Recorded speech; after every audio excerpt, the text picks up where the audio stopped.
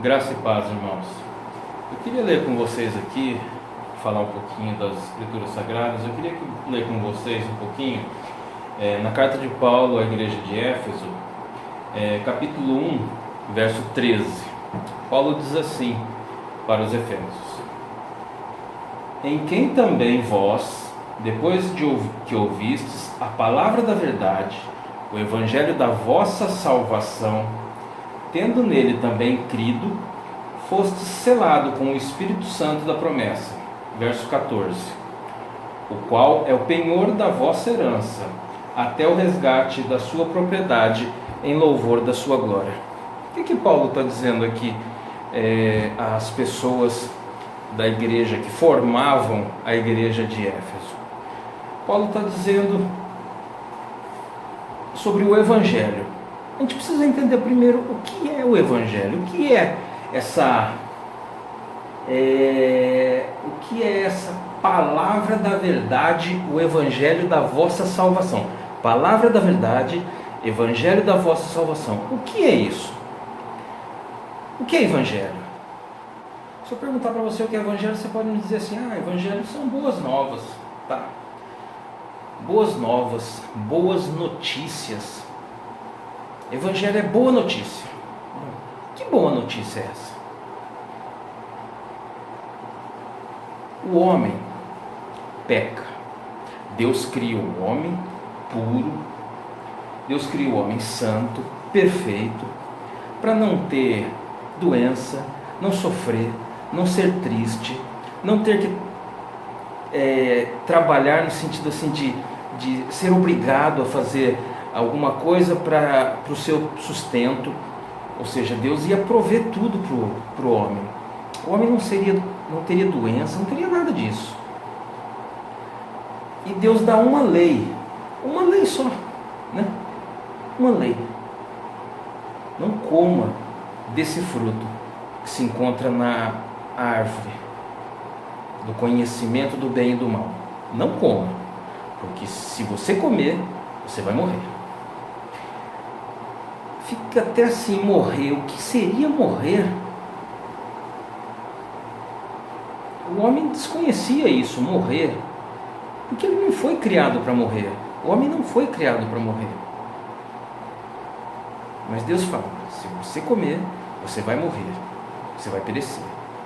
Tá. O homem desobedece a Deus, peca. Quando o homem peca, o pecado entra no mundo. E o que acontece com a escolha do homem? A escolha do homem se inclina totalmente para o mal, totalmente para o pecado. Se o homem for escolher alguma coisa após a queda, após o pecado ter entrado no mundo, a escolha dele vai ser pendida para o mal. Vamos dizer, para você entender bem assim, pega assim uma pedra de granito, assim, lisinha, sem nada, deixa ela bem no nível, coloca uma bolinha de gude, uma bolinha de vidro em cima. Você solta, ela fica paradinha no lugar, ela não pende para lado nenhum. Agora pega embaixo dessa pedra de granito e coloque um apoio, assim, um apoio aqui, um tijolo. Um tijolo embaixo da pedra de granito. Solta a bolinha, ela vai correr no mesmo instante, não vai? É assim a vontade do homem após a queda. Ela está inclinada, ou seja, o homem vai caminhar para o mal. Ele vai pender para o mal. A escolha do homem é assim. Ou seja, o homem é impossível de se voltar a Deus. Por conta própria, o homem jamais vai escolher a Deus. Se você pegar lá em Romanos 3,10, Paulo diz assim, Paulo está citando, de 3 a 18, Paulo está citando os profetas e os salmos, ele está citando. Ele vai dizer assim: não há justo, não há nenhum sequer, não há quem entenda, não há quem faça o bem, não há quem busque a Deus. Não há quem busque a Deus.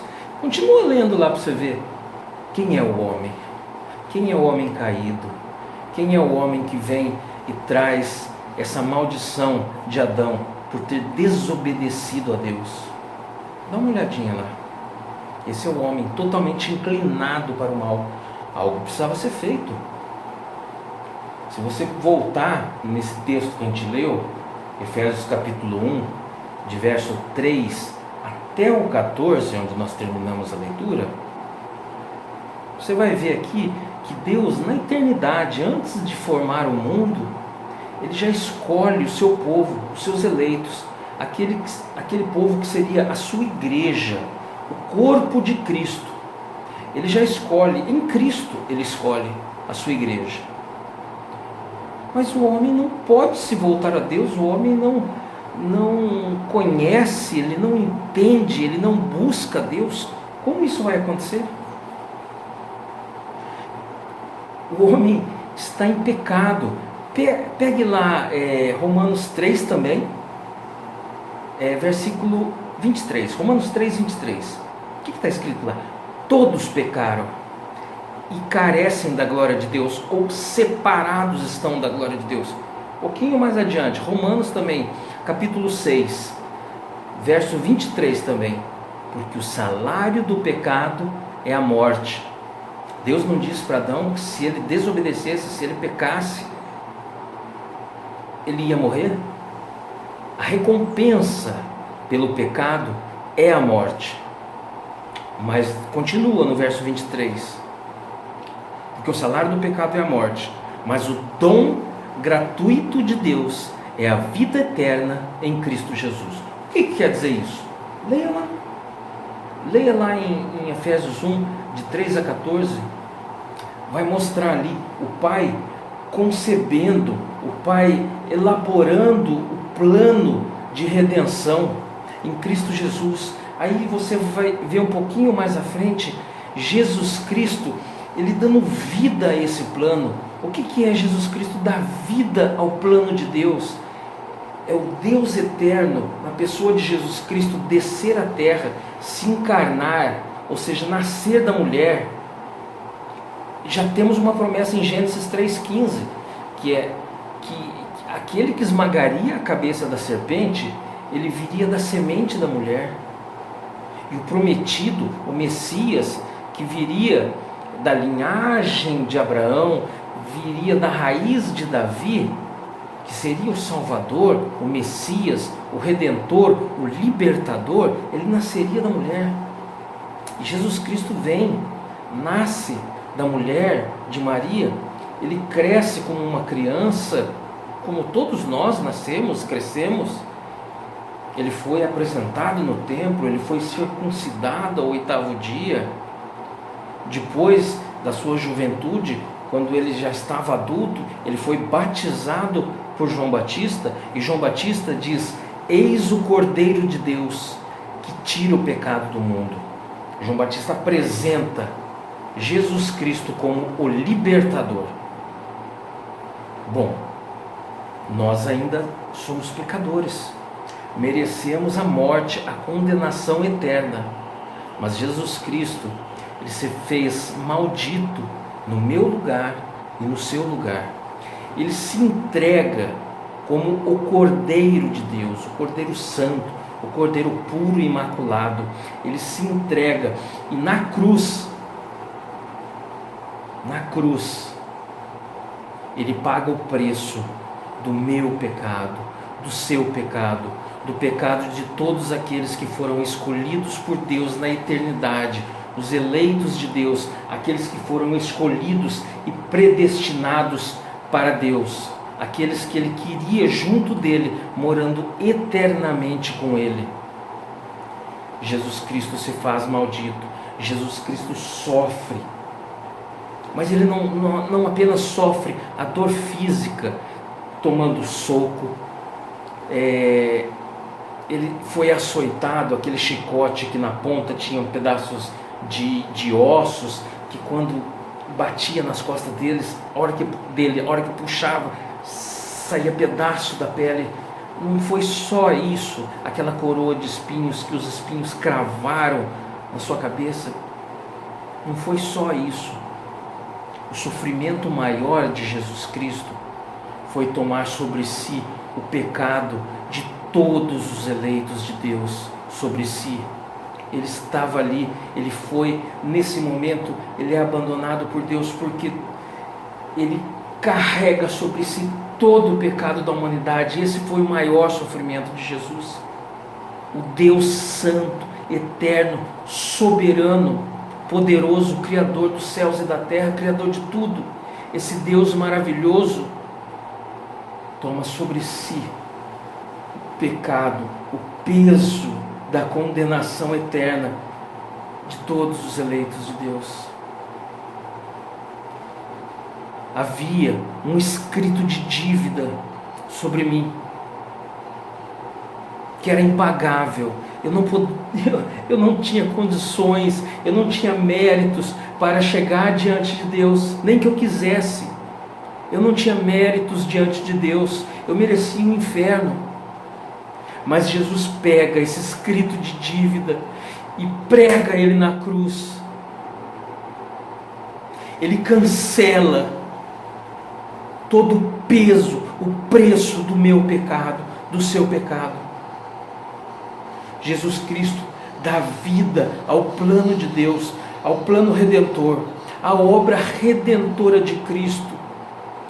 Ele descer à terra, encarnar, morrer no meu lugar, e ao terceiro dia ele vence a morte. O Deus eterno, Criador, ressuscita seu Filho, faz com que ele vença a morte. E da mesma forma que ele ressuscita e vence a morte, ele promete em João 6, de 37 a 39, ele diz assim: todo aquele que o Pai me dá virá a mim, e todo aquele que vier a mim, de maneira nenhuma lançarei fora, porque eu desci do céu para fazer a vontade do meu Pai, e a vontade daquele que me enviou é essa, que eu não perca nenhum daqueles que ele me deu. Pelo contrário, antes eu os ressuscitarei no último dia. Então Jesus promete, da mesma forma que o Pai o ressuscitou dentre os mortos, ele também nos ressuscitará. Todos nós que cremos nesse Evangelho, nessa verdade que eu acabei de explicar para vocês, no momento em que nós ouvirmos essa verdade, nós vamos crer.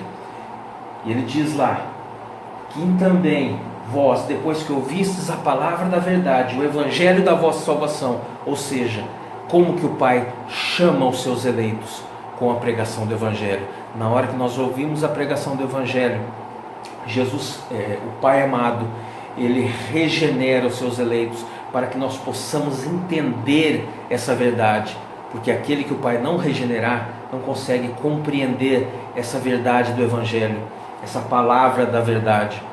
Nós somos regenerados por Deus, nós recebemos o dom da fé para crer em Jesus Cristo como nosso único e suficiente Salvador. E assim então somos selados com o Espírito Santo da promessa. E olha agora que bênção, que maravilhoso no verso 14, do capítulo 1 de Efésios, o Espírito Santo da promessa, o qual é o penhor da vossa herança. O que é penhor? Penhor é garantia. O Espírito Santo que nos sela é a garantia que nós somos propriedade. E ele diz que o Espírito Santo é o penhor da nossa herança até o resgate da propriedade de Deus. Nós somos propriedades de Deus. Nós somos comprados com o sacrifício vivo de Jesus Cristo na cruz do Calvário. É uma promessa, esse selo do Espírito Santo é uma promessa que nós vamos ser resgatados, nós vamos ser ressuscitados por Jesus e nós vamos morar com Deus. Não existe perda da salvação. Você foi escolhido por Deus na eternidade, você vai ser chamado pela pregação do Evangelho, você vai receber o selo do Espírito Santo, que é a garantia que você vai morar com Deus. Esta é a palavra da verdade.